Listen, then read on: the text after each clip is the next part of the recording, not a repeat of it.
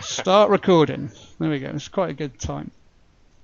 So Windows 10 as a catalyst for change is what we're trying to do with Windows 10 at Cardiff Met.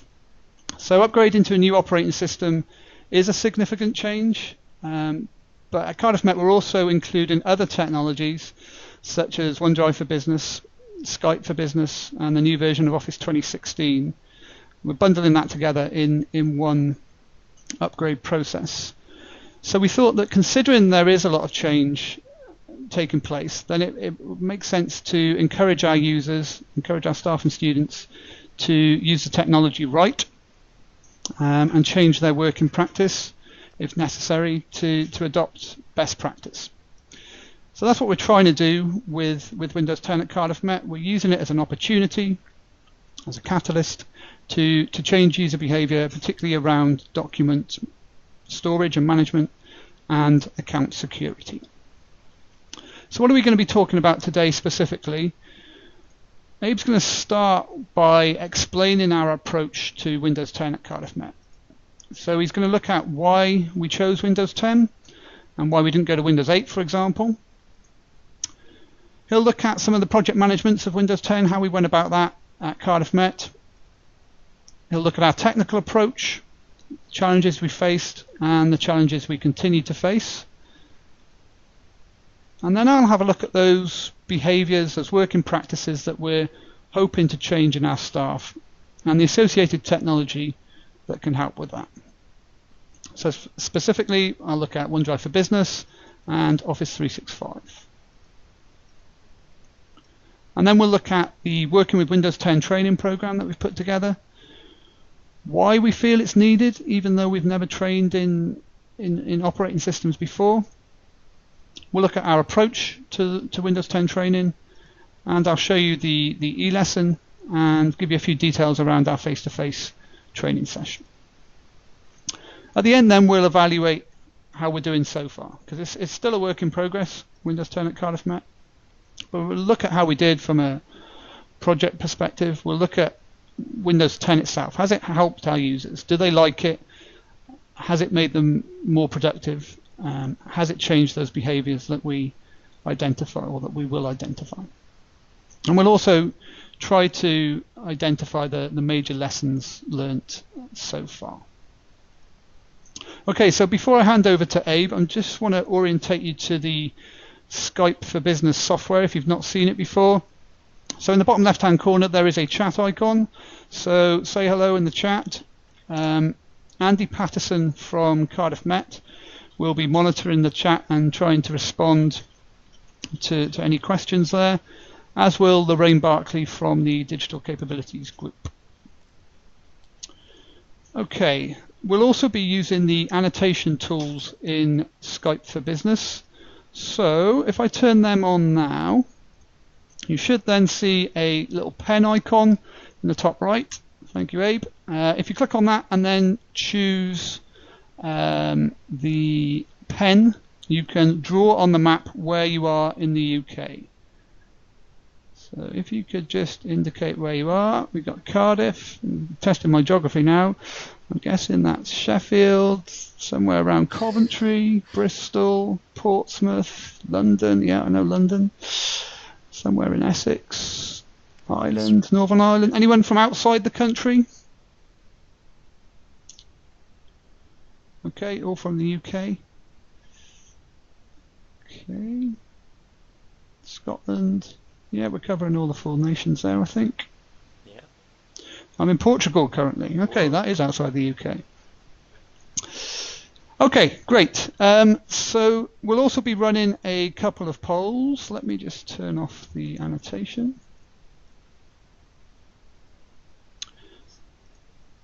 Oops, that's not a poll.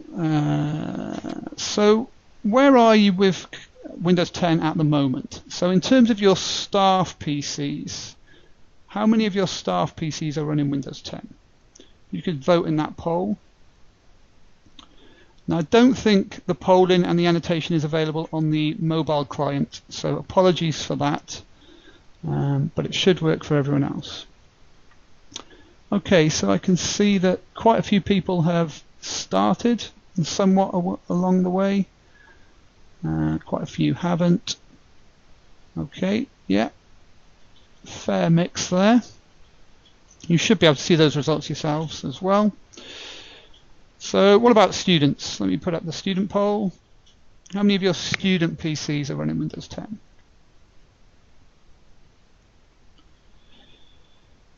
Oh, seem to be a little bit further along, more far along with student machines. Don't want to give any spoilers, but that's what we did here. We did student machines before staff.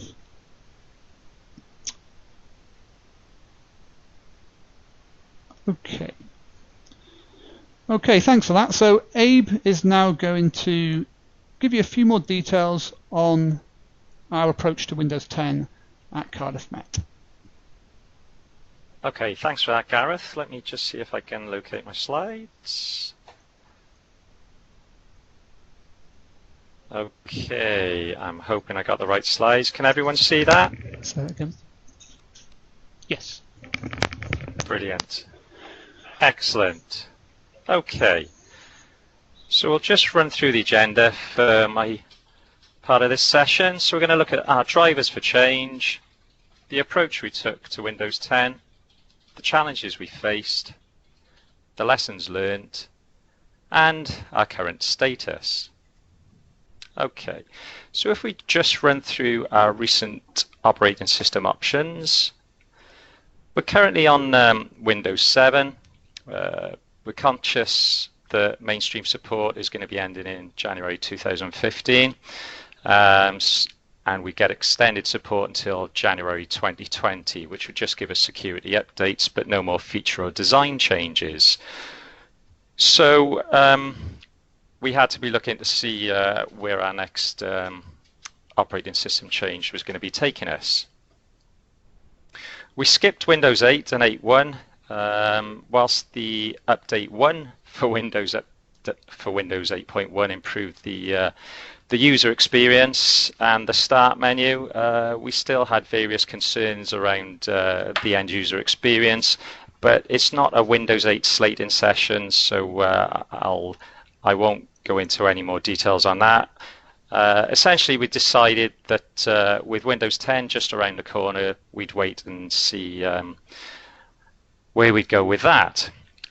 If anyone did dabble with Windows 8, feel free to chat in the chat window. Okay, so we had Windows 10 get released, and we were pinning our hopes on that. The Windows 10 early builds had looked promising, so we thought, yeah, this could be the one. Released to production in July 2015. We started running it here in IT back in November last year, and that was running the 1511 build, the 1511 build. And since then, IT's moved on to the anniversary edition update, 1607. It's not 100% perfect, but we've seen it mature nicely along the Office 365 complementary technologies during that time. And when I'm talking about Office 365, I'm thinking about the OneDrive for Business, Skype for Business, and also the Office 365 Exchange Online. So, what were the main drivers for us to change? I've already mentioned the Windows 7 official support timeline. Then, obviously, the fact it came with Candy Crush was going to be a big driver for us.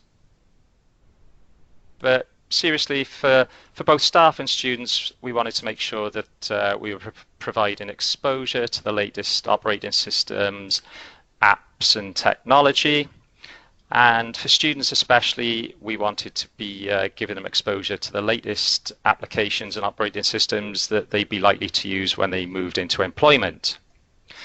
We were also conscious that Microsoft were giving it away for free to existing Windows 7 installs, and that would mean that many of our staff and students were using it at home and were already familiar with it. And then when we look at staff, we were specifically looking at new communication and collaboration tools and new ways of working, especially for our mobile and home workers.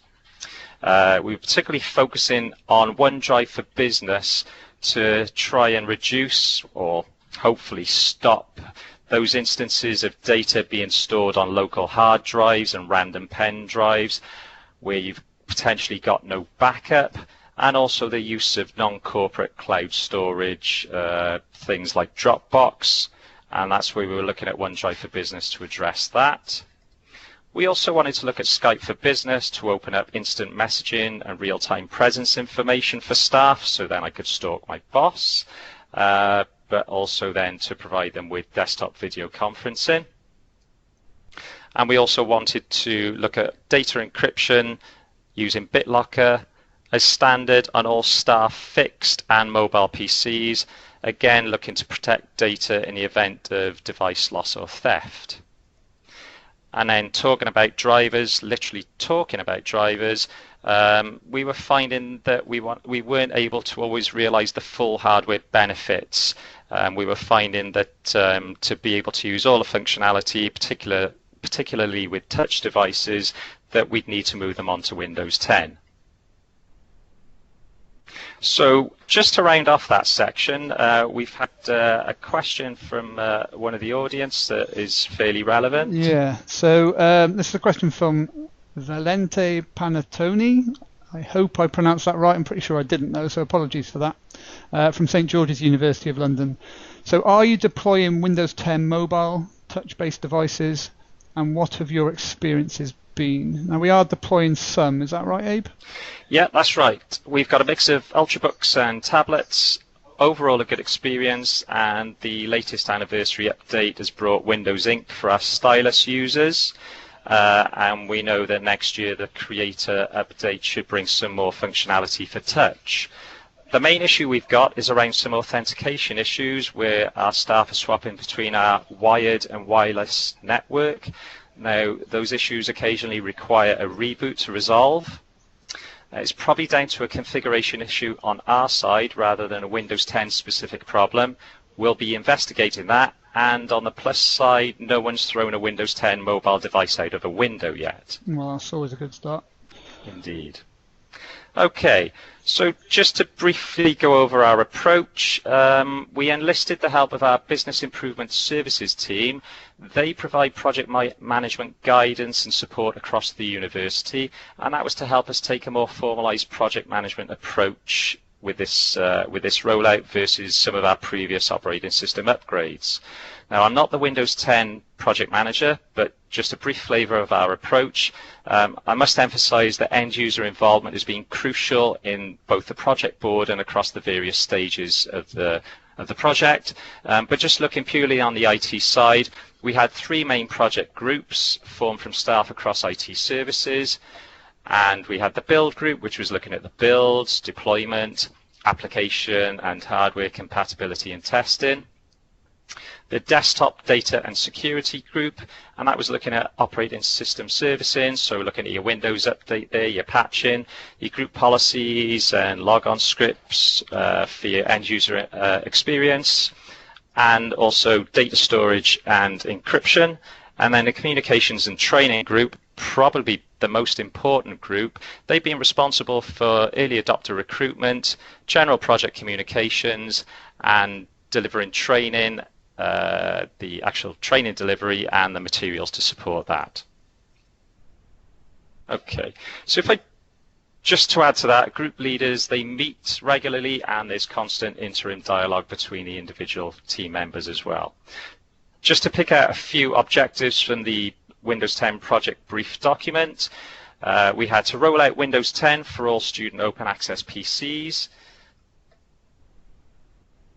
to recruit staff Windows 10 early adopters, looking at a mix of desktop, laptop and Windows tablet PC users.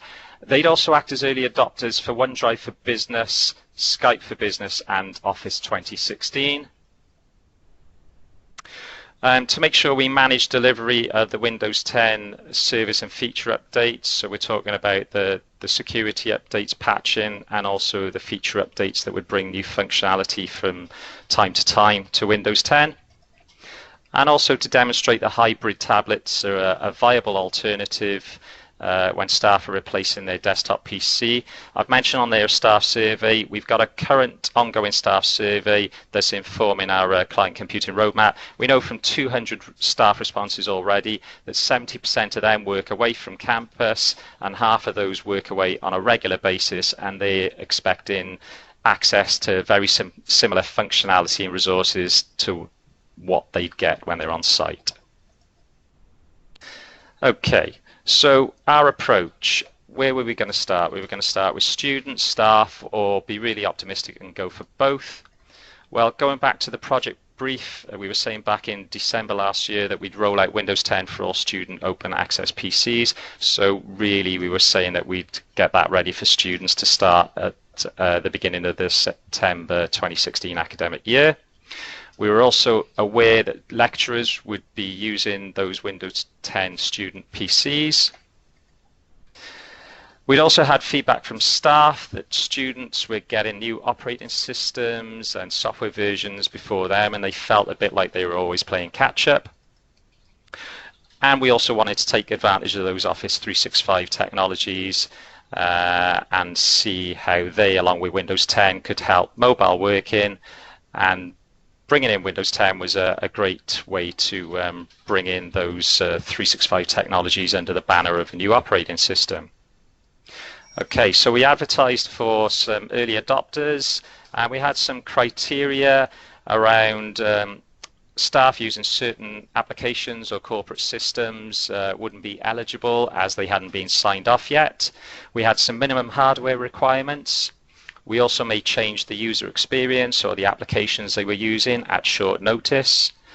We also wanted them to use various feedback mechanisms such as surveys, face-to-face, and we'd basically be pestering them quite a bit.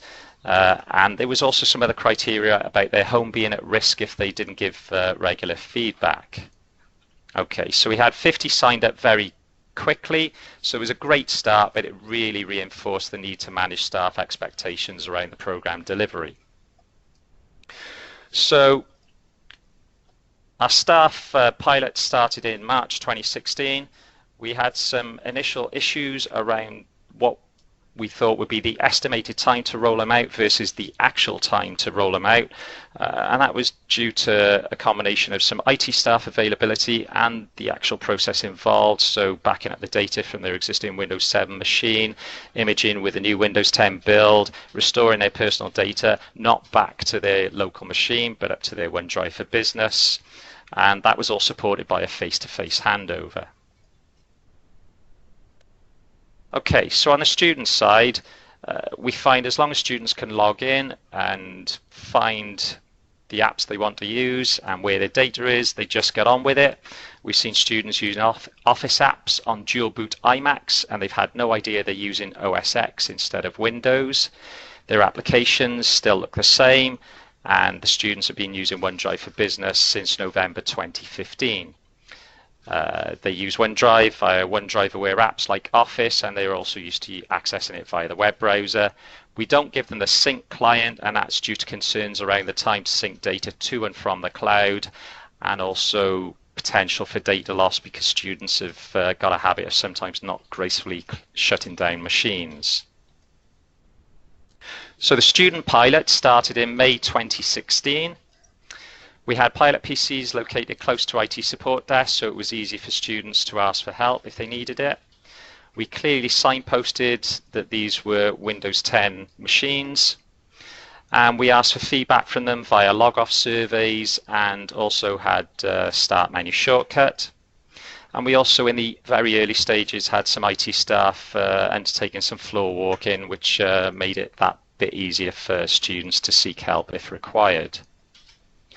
And as I mentioned, they didn't have the OneDrive sync client.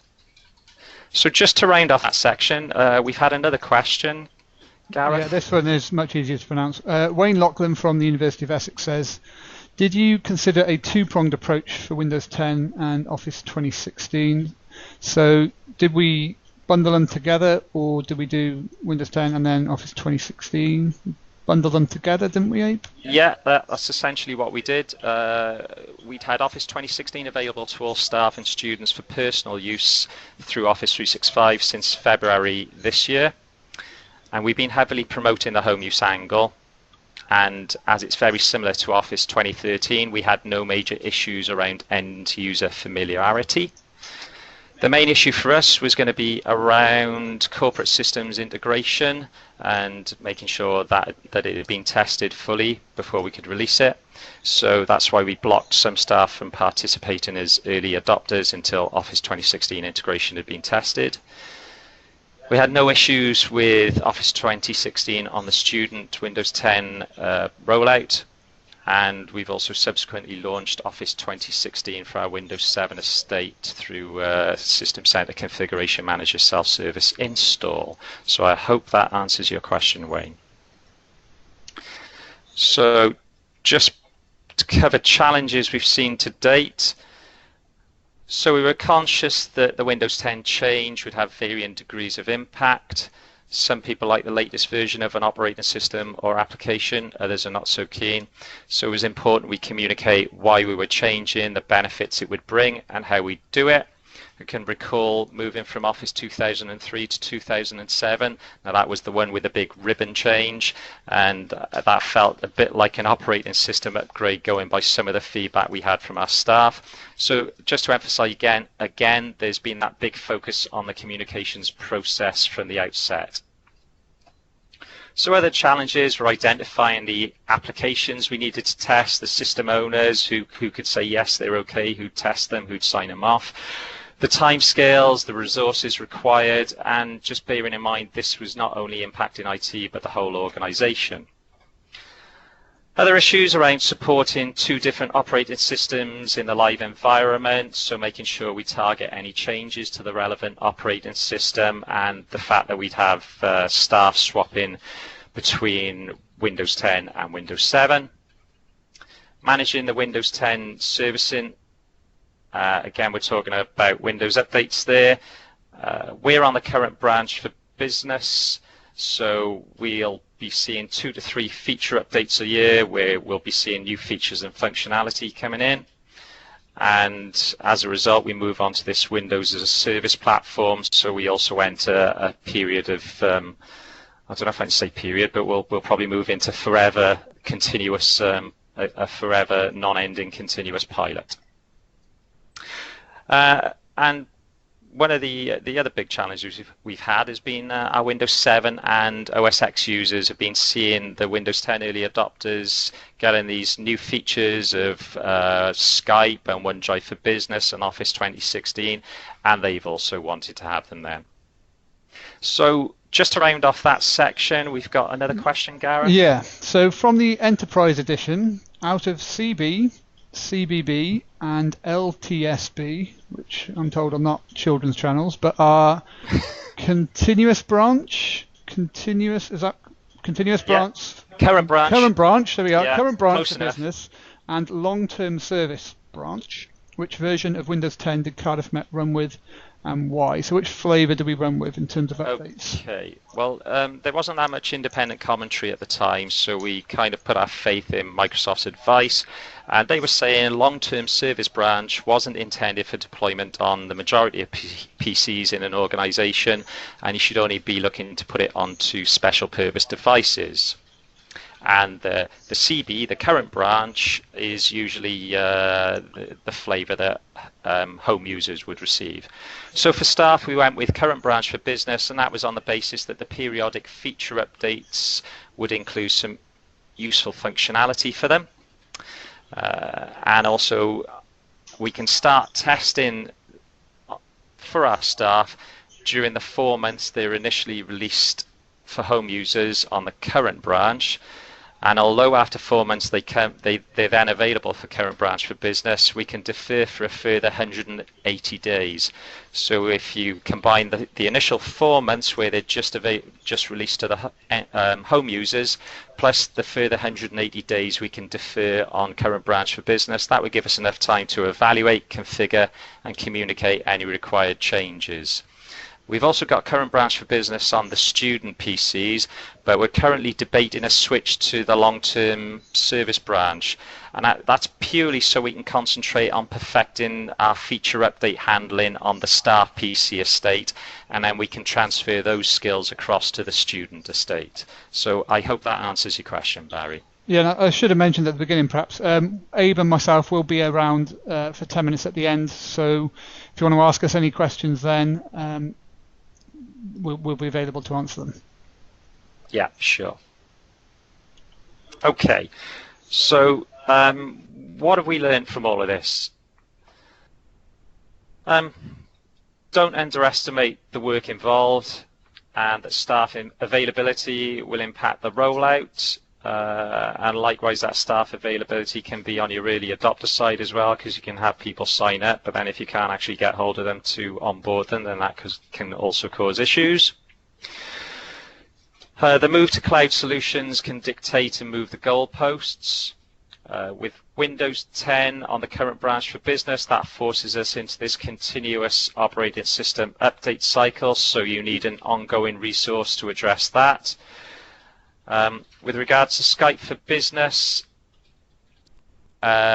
we were allowing a couple of our non-Windows 10 early adopters to have OneDrive for, we were allowing them to have Skype for Business to use on Windows 7, but then Microsoft have made some changes on the back end, and we now also need to give them a OneDrive for Business license. So to give our non-Windows 10 users Skype for Business, we need to give them OneDrive for Business as well. So it's just a little bit more work involved there.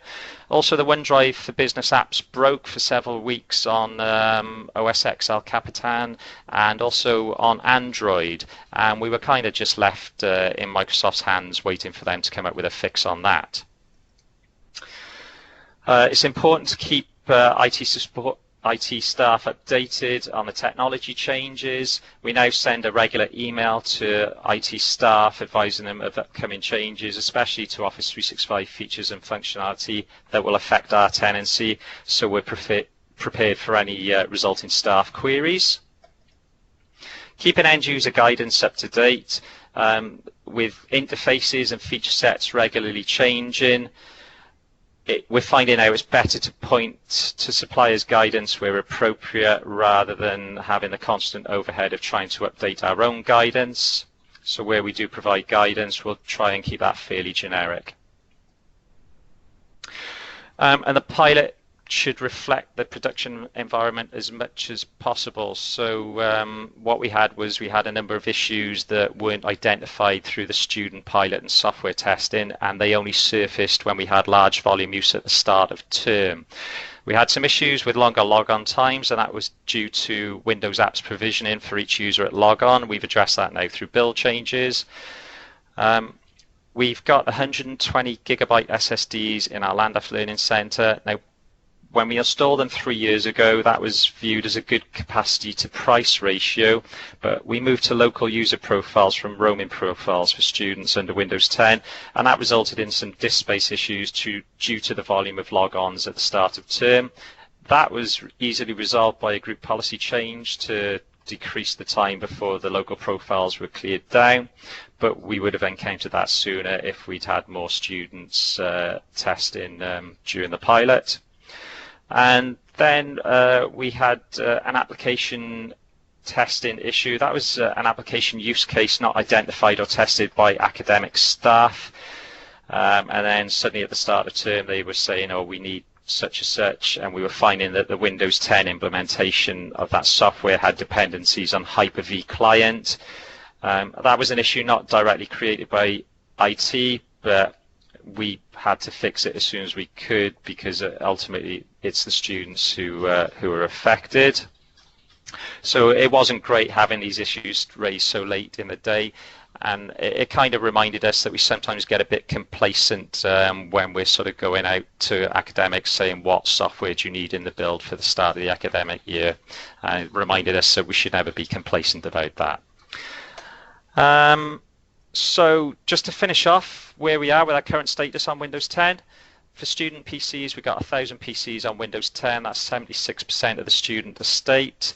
We've got some specialist labs which are staying on Windows 7 until September 2017, just waiting for some Windows 10 compliant application versions to be released for that. And we'll be piloting the anniversary update, the 1607 update on the student PCs shortly. Staff PCs, we've got 70 non-IT staff acting as Windows 10 early adopters. We're adding another 30 in January, but those new ones will be running the anniversary update. And we also want to test delivery of the anniversary update to all IT staff on Windows 10 using System Center Configuration Manager.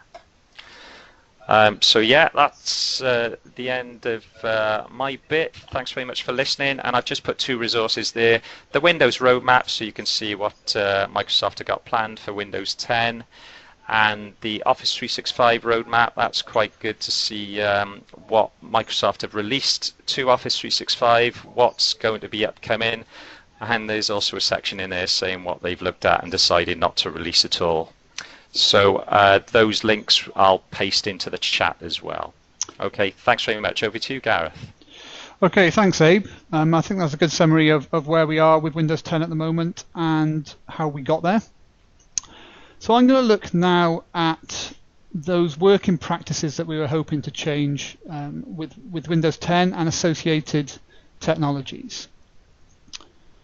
So the first thing we were looking to do was stop staff from storing their documents on these things, on these pesky little things, and on these new contenders to the Crown, personal cloud storage services. So are these issues for other institutions? So if you just want to put in the chat whether you have these issues at your place, whether staff are still storing documents in unapproved areas. Okay, I'm seeing a lot of yeses. Does anyone not? Yeah, okay, good. I'm glad we're all in the same boat. It's not just us then. So what I'd like you to do now, just going to turn the annotations on. If you could just put in the chat, not in the chat, on the slide, using the annotations menu and then select and type the document storage platforms that are approved at your institution and the ones that you actually use. Okay, Office 365 is approved, Dropbox is used but isn't, Google Drive, Bear Cloud Share. Okay. So at our place, our approved storage platform for shared documents is SharePoint Team Sites. Our approved platform for personal documents is SharePoint My Sites. That's for Windows 7 users. And of course for Windows 10 users it's OneDrive for Business. But like a lot of you, I can see Dropbox is used quite frequently, Google Drive, and the personal version of OneDrive as well. Okay, so again, it's good to see that it's not just us and that other people are facing these issues. Okay, thanks for that. I'm going to turn the annotation off now.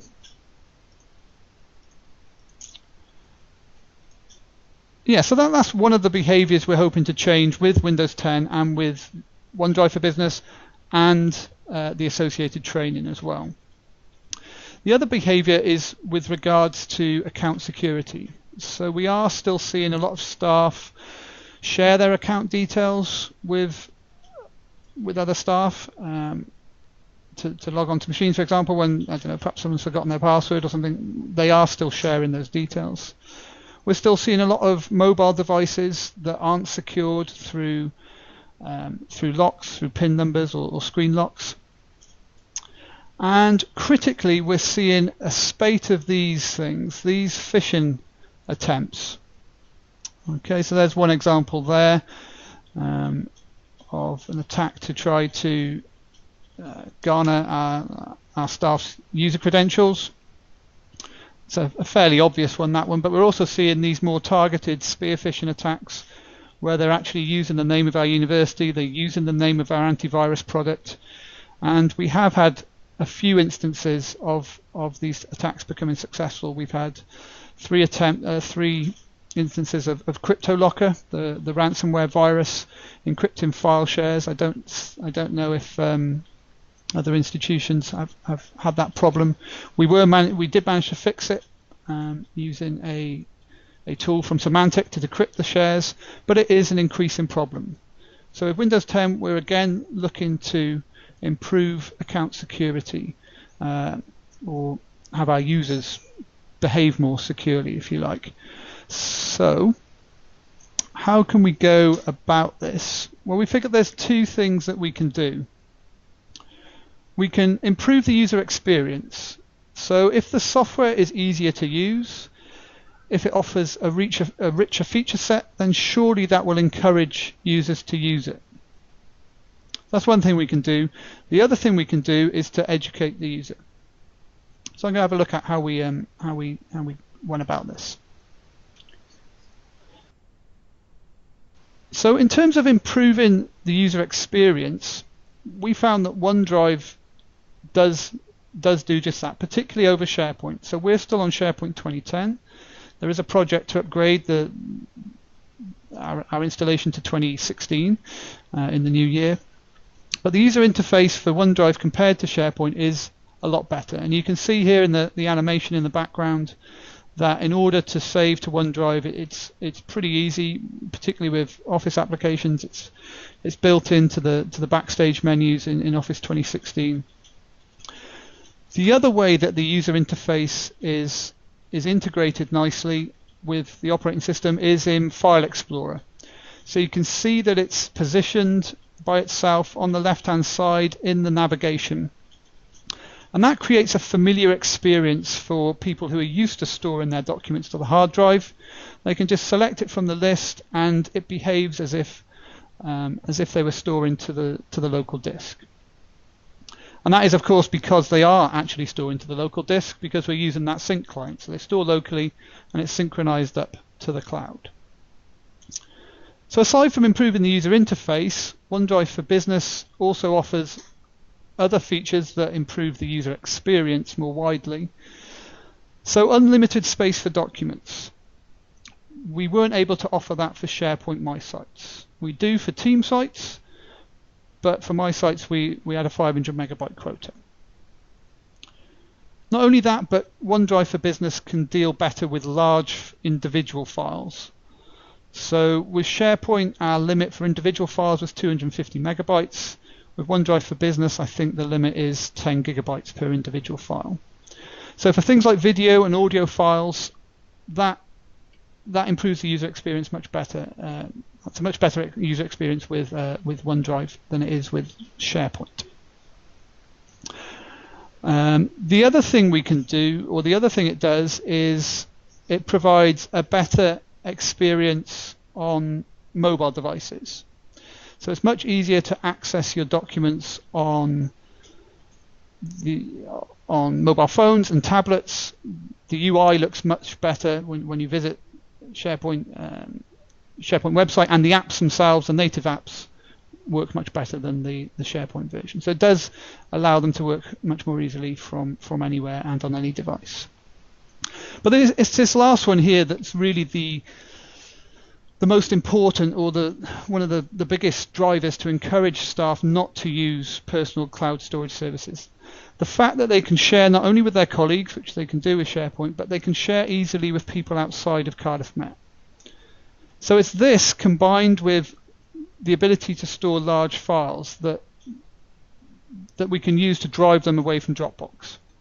And there was a good example of this in the Windows 10 training session that I ran the other day. We had an academic who said, "Oh, can we use OneDrive for Business to share our students' assessments?" Apparently, up until now, they've been using Dropbox, and I can understand why to some extent, because Dropbox is nice and easy to share with people, and you can share with people outside of Cardiff Met, which they needed to do when it went to exam board and for the moderators. But by providing them with a legitimate alternative that offers those features, and allows us to secure the data at the same time, surely that will drive user adoption and encourage users to use our sanctioned platforms. So just one final anecdote then on how improving the user experience can drive adoption. So there's been a drive recently within LNIS to improve the user experience, not only for the digital, but also for the physical environment. So the library and learning centres were looking to improve the user experience for their users, for their students, and they have been on training sessions to develop user experience analytical skills and improving that UX. So they looked at techniques such as behavior mapping and user journey mapping. And one technique that we were asked to try out in a meeting the other day was to write a love or breakup letter to a piece of technology. So the idea is you write to a piece of tech and explain why you love it or why you hate it. And this is the letter that Claire, who is the head of organizational development at our place, wrote to OneDrive. So you can see, I'm not going to read it because I won't be able to read it as dramatically as Claire did, but you can see that she really did like OneDrive and she really did find it a very useful technology. And if we can go some way to developing that affinity with the technology, then that has got to drive user adoption. I don't think they're going to go quite to the same extent as Claire did, not quite as passionate, but if we can get some way along that line, that's got to be good. So in terms of improving the user experience to encourage staff to behave more securely, this is a bit of a difficult one. How can we improve the user experience to improve account security? So how can we enhance the UX to improve account security? If you could just have a think about that and put any suggestions in the chat. What improvements can we make to the user experience that will encourage staff to behave more securely? 3 strikes rule, 2-factor authentication. Yeah, that is definitely true. And I think you mentioned, Abe, that 2-factor authentication is on its way for OneDrive. I can't remember, did I? not today, but you mentioned it to me in the past. We're looking at 2-factor authentication for some of the Azure side of things, but nothing as yet. Nothing as yet. No, it's a future possibility. No. Yeah. I saw someone mention Windows Hello, so that's the biometric authentication protocol that allows you to authenticate by just looking at the screen. Yeah, so there's some good suggestions there. One thing we thought of was to ask for their password less often. So if they're being prompted to sign in less often, then that's got to improve the user experience. The problem is I'm not sure that it makes it any more secure inherently. But it's a worthwhile endeavor, and as it happens, there is a single sign-on project being undertaken at the moment to improve that side of things.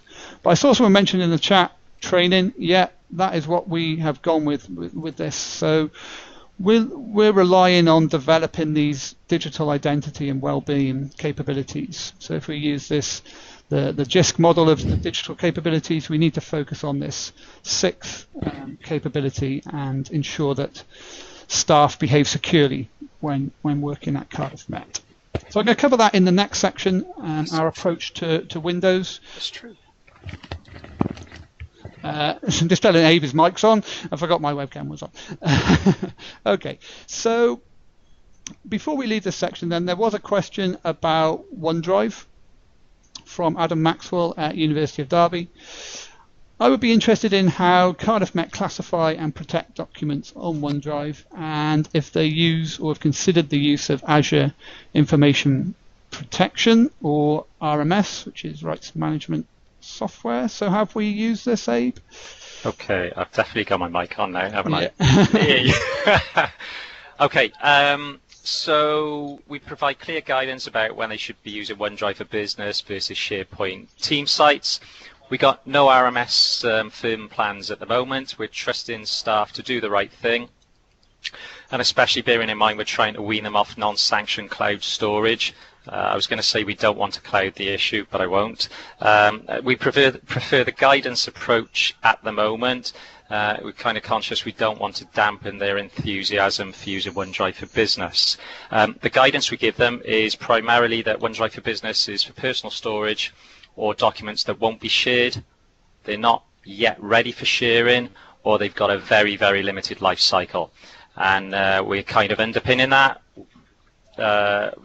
with also advising that there shouldn't be anything if they're of a sensitive nature or anything that could affect business continuity. Okay, thanks for that. So I'm going to explore now our working with Windows 10 training that we have developed for staff. So one of the goals with the training was to encourage staff to adopt best practice with regards to those two behaviours I've already mentioned, document management and account security. But that's not the only goal, of course. We do want to share practical hints and tips for using Windows 10 at Cardiff Met that will make their working lives a bit easier and help them be a little bit more efficient. So how did we go about it? We started off by writing a quick start guide. We recognised that staff were unlikely to be able to complete the training exactly as they were upgraded to Windows 10. Certainly that's possible, at least with an e-lesson, but it's not possible with a face-to-face session. So we wanted to give them something to, some guidance, the key elements before they undertook the training. So I pasted a link there to our quick start guide. Microsoft do provide guidance, of course, but the problem is it's not really contextualized to Cardiff Met. It doesn't include details of their Office 365 accounts or where they should be and how they can store their documents on OneDrive and SharePoint in a Cardiff Met Windows 10 environment. But we do recognise that there is a need for training. We want to get across those behaviours. We want them to adopt those behaviours, and as I said, we do want to help them work a bit more efficiently. So with Windows 10 at Cardiff Met, staff will be required to complete either the e-lesson or the face-to-face training session. So this is the e-lesson that we have developed, and we've written it in Adapt Builder, or created it in Adapt Builder. Has anyone used Adapt Builder before to create e-lessons? Just put that in the chat if you have. No? Okay, fair enough. Well, I like it. It's a really good platform for creating e-lessons, in my opinion. It creates responsively designed e-learning, so the outputs, the e-lessons work well on mobile phones. They adapt to the screen size, so they fit the screen if it's a tablet, or if it's a desktop, or if it's a mobile phone. We actually pay Learning Pool, who have created Adapt Builder, to host our VLE, so we get Adapt Builder included in that subscription. But there is an open source fork of it, so they release most of the features to the open source version, and I've posted a link there to the community site. So if you do want to use it, then that's how you can get up and running with it. So if you have a look at the e-lesson, the link that I sent through a second ago to our Windows 10 e-lesson, you will see that although there are 4 major sections, within each section, each page uses the sort of long scrolling concept to deliver the content. So you see this a lot with modern web pages, the Apple website being an example. It's not fragmented into different pages. Most of the content is below the fold of the page, so you have to scroll down to read the material. And that is their justification, or this is their justification for why they do that. So while web pages have evolved, e-learning remains constrained in its slideshow approach with content that is fragmented to fit.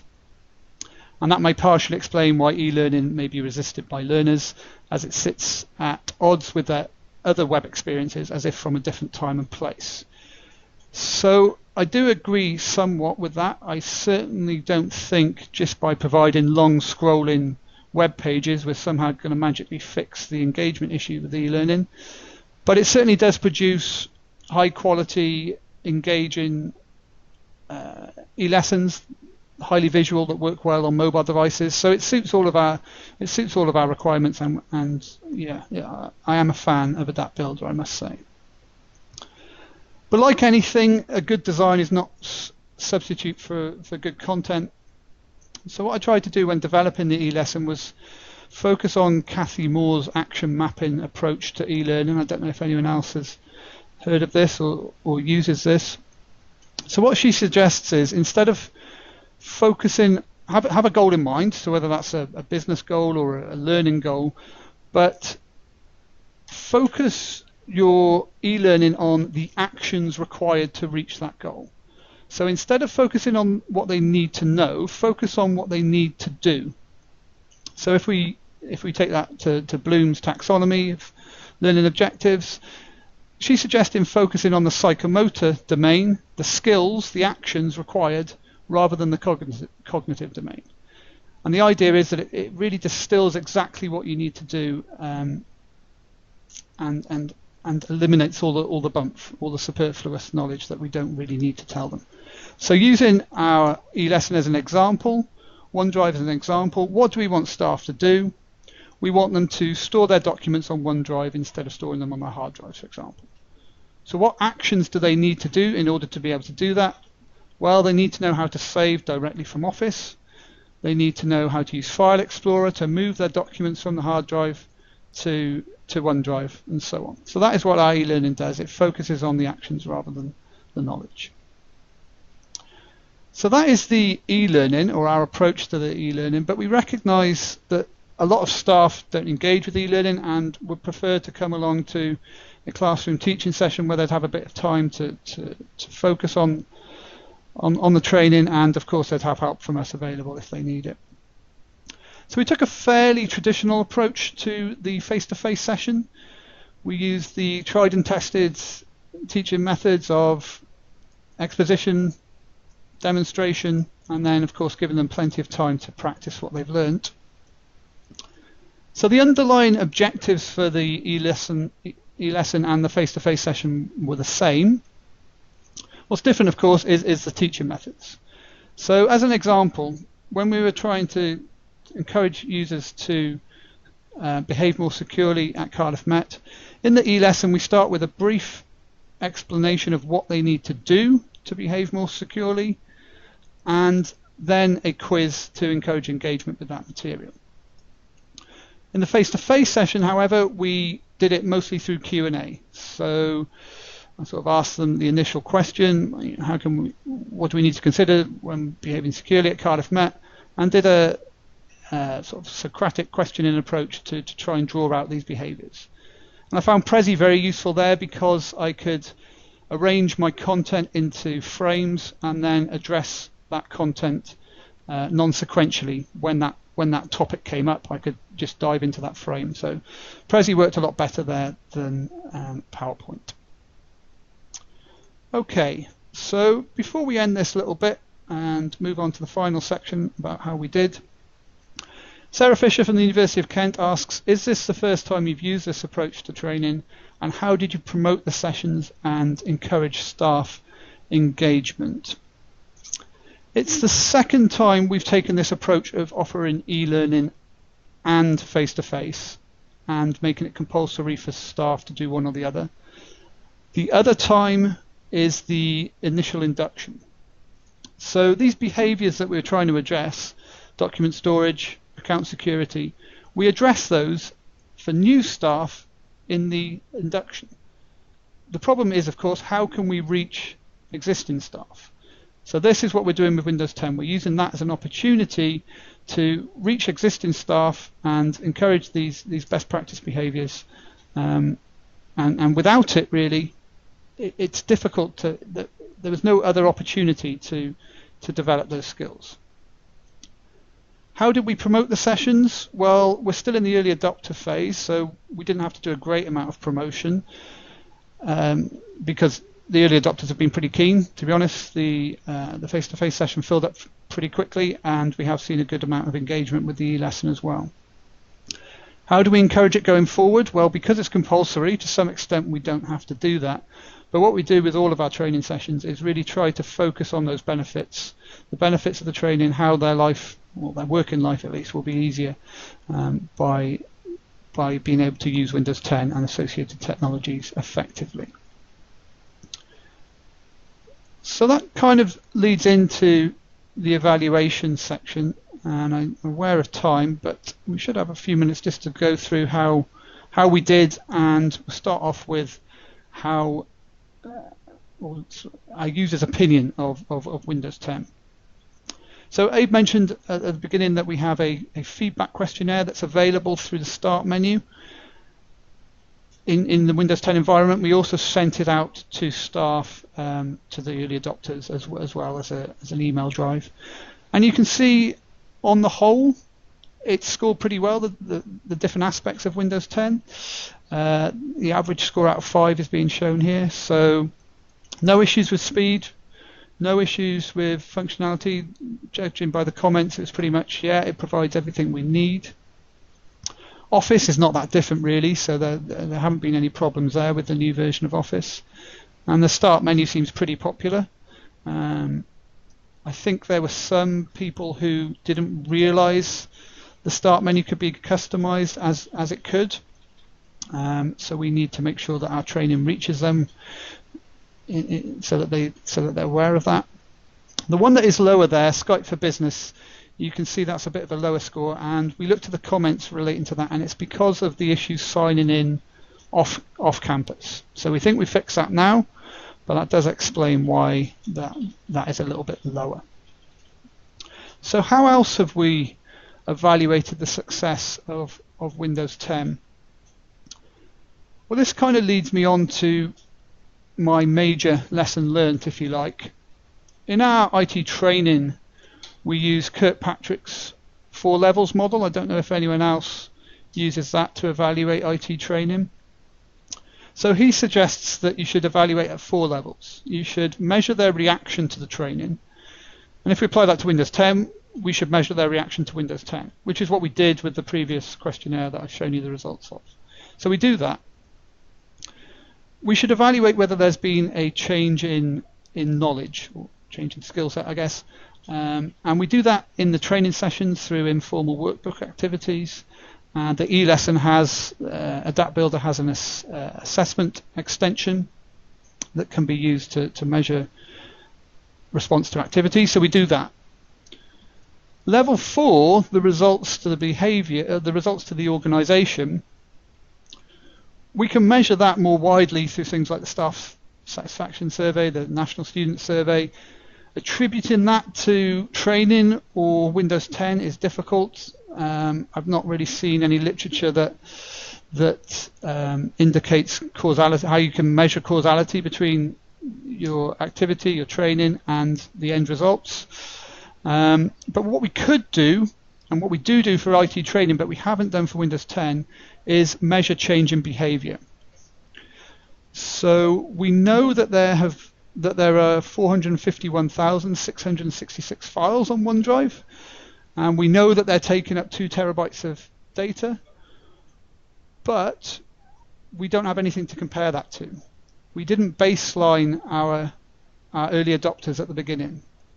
So that is what I would say is my major lesson learned. So Sean Cullinan, who's the head of ISD at Cardiff Met, says, if you could start the project again, what would be the one thing that you would do differently? So the one thing I would do differently is do a better job baselining, certainly with regards to benefits. Abe, what would you do differently? Start the student testing earlier in the year to get a larger volume of students using those pilot machines, and that would have identified most of the issues we'd hit at the start of term with them. Okay. Okay. So there's a couple more questions, really quick because we're right on the limit there. Which feature of Windows 10 has proven to be the most useful for your users? This is a bit surprising. In the Windows 10 training session, a lot of users found the virtual desktop useful. I think there was a lot of library staff there, and they could see the benefit of switching between desktops so that they could continue working on whatever they were doing, but sort of clearing it when students come to ask them questions. Abe, what would you say here? Candy Crush. Yeah, actually, yeah, Candy Crush has got to be it, right? Seriously, OneDrive for Business, although it's not technically Windows 10 because we sort of brought it in for staff as part of the Windows 10 bundle. That's how it's kind of being viewed at here at Cardiff Met. The OneDrive for Business is part of Windows 10. Yeah, it's not really about Windows 10. It's more about Windows 10 at Cardiff Met. So it's Windows 10, but the associated technologies, the Windows 10 environment at Cardiff Met that this project was about, not just Windows 10. And finally, will Windows 10 make our lives easier at our university? Will it, Abe? From a technical viewpoint, it's no worse than we were at the start of the Windows 7 rollout. It's probably a case of short-term pain for long-term gain. Probably ask us again in 12 months' time, especially once we've gone through a couple of feature updates, and we'll see where we are then. Okay, so an honest perspective there, I think, from a technical perspective. If I can speak for the users, which I don't know if I can, but I'll do it anyway. Will it make our lives easier? Yes, if you make the user experience better for your users. So if you can significantly improve the user experience, then yes, it will make it easier. And I think we have done that with Windows 10 at Cardiff Met, specifically through OneDrive for Business. That has improved the user experience, and therefore it will make the users' lives easier. Okay, that just about wraps it up. Apologies for the slight overrun. Just a reminder that the digital capabilities community is there at digitalskillsanddevelopment.ning.com, so come and join the discussion there if you wish. The next 60-minute tech talk, ironically, is on successful webinars, so perhaps we should have done it the other way around, but nonetheless I hope you found this one useful at least. And that's being run by Tim Newman from UCL Institute of Education, and they're going to look at choosing the best tool, setting up the tools, managing interaction, and best practice tips for success. So if you're interested in that, I'll certainly be attending and find out what I've done wrong.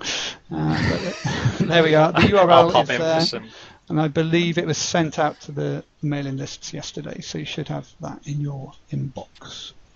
Okay, as I said, me and Abe will be here for the next 10-15 minutes, and I think what I'll do is enable the mics from the audience. If you want to ask us any questions or through the chat box, then feel free.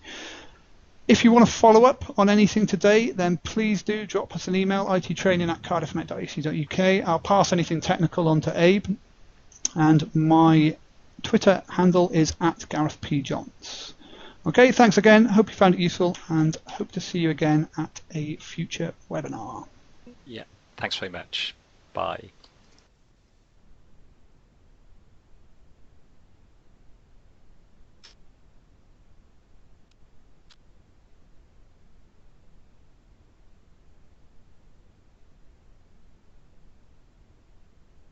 And yeah.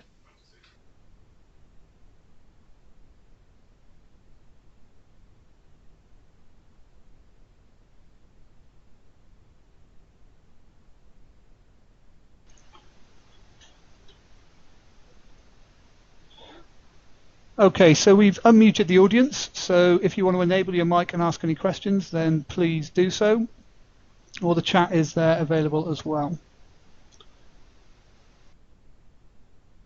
Hi Gareth, if we don't get any questions now, there's plenty of questions in the chat. Maybe we can actually put the answers in the community website. Yeah, good idea. Yeah, we'll definitely do that. We'll have the chat logs from the recording.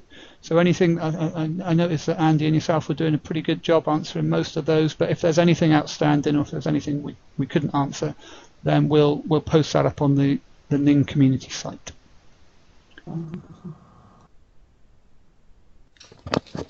Hello, thanks for a really useful talk. Nick Monks from University of Southampton. One question that I've got is around your clear guidance on when they should use OneDrive and TeamSite. I'm intrigued to know how successful has that been? Has it really driven the behaviours that you were looking for? Yeah, this kind of draws in with my lesson learned. We haven't been able to measure it particularly well so far, but it's not too late because we're going into a second phase of early adopters. So we'll definitely try to baseline it a bit better. What I think we'll do going forward when the IT advisors upgrade staff to Windows 10 is just do a quick survey of their habits at the time, so whether they ask them verbally or whether it's an online survey. So where are your documents? Or in fact, they'll be able to record where their documents are stored because they'll be doing the upgrade and they'll be copying the data over. So we can measure that then, and then in a couple of months' time, or maybe a month's time, we'll use the metrics from OneDrive to see whether they have been storing their documents properly. Yeah, and hopefully that will be able to tell us that. Does that answer your question? Yes, very much so. Thank you. Okay, thanks.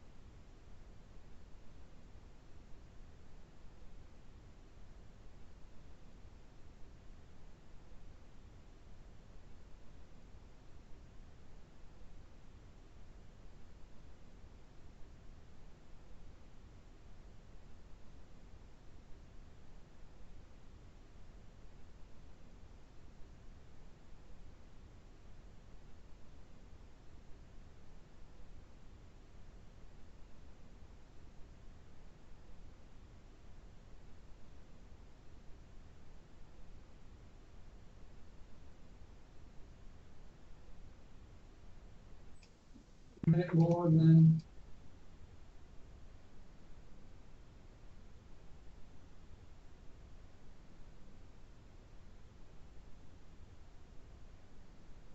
Okay, are there any more questions at all?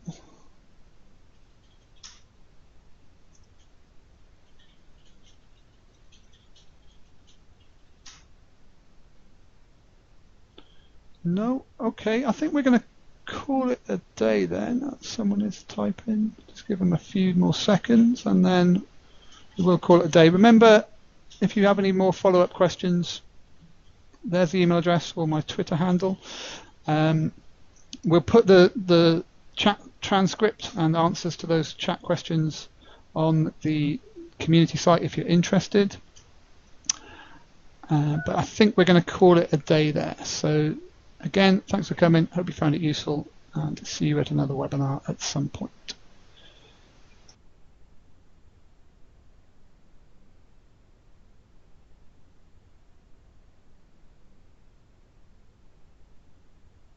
Don't forget to stop the recording.